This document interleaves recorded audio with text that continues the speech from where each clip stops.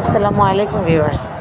Bachelor life হোক কিংবা গ্যাসের সিলিন্ডার হঠাৎ শেষ হয়ে যায়, রাইস কুকার কিন্তু আমাদের লাইফ সেভার। অনেকে ভাবেন রাইস কুকারে খাসির মাংসের মতো বা গরুর মাংসের মতো শক্ত মাংস ঠিকঠাক সেদ্ধ হয় না বা স্বাদ আসে না। আজ আপনাদের সেই ভুল ভাঙাবো।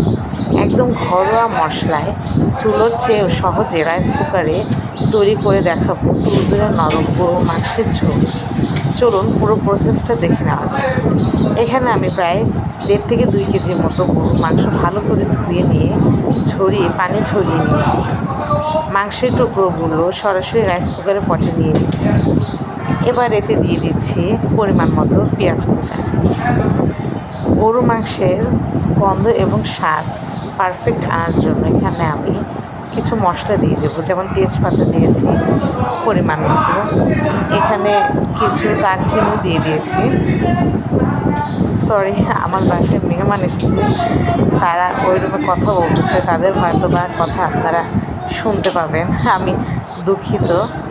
তো আমি এখানে পরিমাণ মতো দারচিনি, লবঙ্গ, গোলমরিচ, এলাচ সব পরিমাণ মতো দিয়ে দিয়েছি।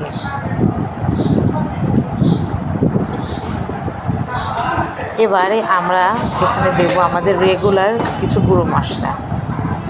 শুরুতেই দিয়ে দিচ্ছি আমি স্বাদ মতো লবণ।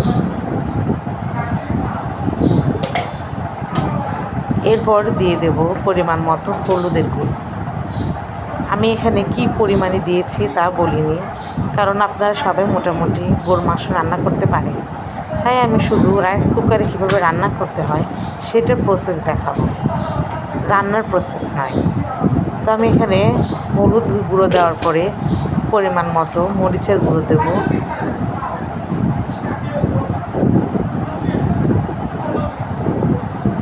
মরিচের গুঁড়ো মানে ঝালটা আপনারা আপনাদের পছন্দ মতো দেবেন। এবার এখানে দিয়ে দিচ্ছি 1 চামচের মতো ধনে গুঁড়ো এবং প্রায় 1 থেকে 1.5 চামচের মতো জিরার গুঁড়ো।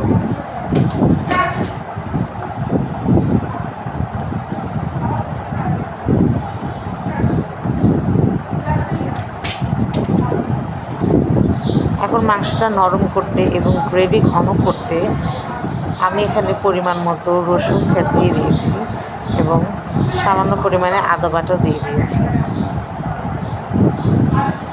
গরুর মাংসে বা খাসির মাংসের আসল স্বাদ দিয়ে থাকে হাত দিয়ে মাখানোর উপর।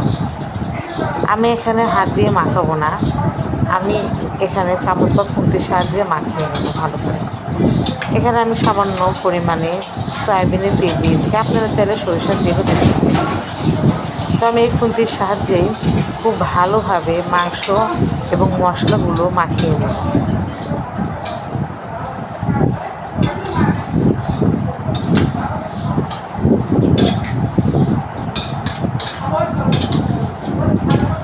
এখন ভালোভাবে মাখানোর পরে আমি রাইস কুকারে ঢাকনাটা দিয়ে দেবো কষানোর জন্য। প্রায় 15 থেকে 20 মিনিটের মতো আমি মাংসটা কষিয়েছি।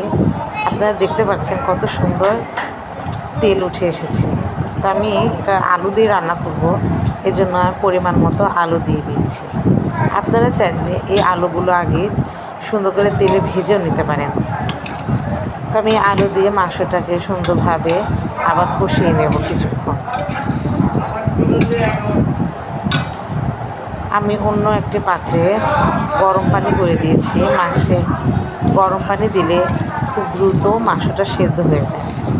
আপনারাও চেষ্টা করবেন খাসি হোক বা গরু হোক গরম পানি দিতে। এখন আমি ঝোলের জন্য পরিমাণ মতো পানি দিয়ে দেবো এবং ঢাকনা দিয়ে সুন্দর করে এটা ঢেকে দিয়ে দেবো মাংসটা সেদ্ধ এবং রান্না হওয়ার পর্যন্ত। দেখুন আমার মাংসটা প্রায় রান্না হয়ে গেছে, কত সুন্দর কালার হয়েছে। আপনারা চাইলে এভাবেও ঝটপটে মাংস রান্না করতে পারেন। আজ তাহলে আসি, আল্লাহ হাফেজ।